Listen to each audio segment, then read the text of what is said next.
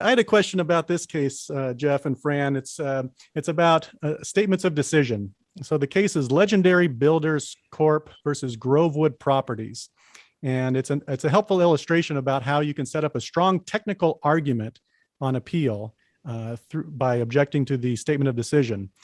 So in that case, there was an omission of a required finding in the statement of decision, and because this finding was omitted, the appellant was able to obtain a reversal on appeal.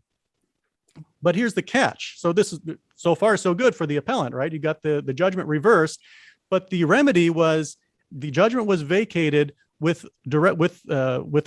directions on remand for the trial judge to look at the record and decide whether the missing finding could now be made.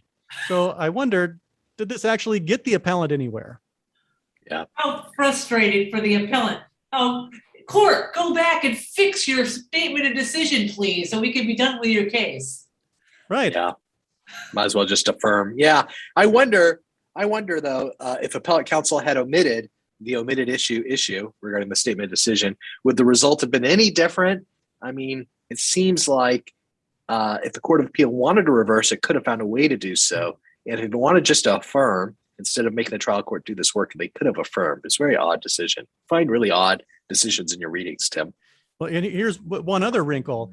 If the appellant had not done the homework in the trial court and properly objected to the missing finding in the statement of decision, then on appeal, the Court of Appeal would have employed the implied findings doctrine and assumed that the finding was there, and then would have proceeded to determine whether the record contains substantial evidence to support that finding. And then if not, then it would have been reversed on the merits with a new trial ordered, rather than with directions for the trial court to just make up the finding.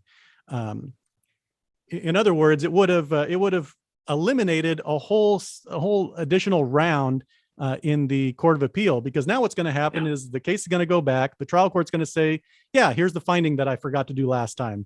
So sue me. And then you take up the appeal again, and then it's going to be reviewed this time for substantial evidence. Why didn't they just review it for substantial evidence the first time?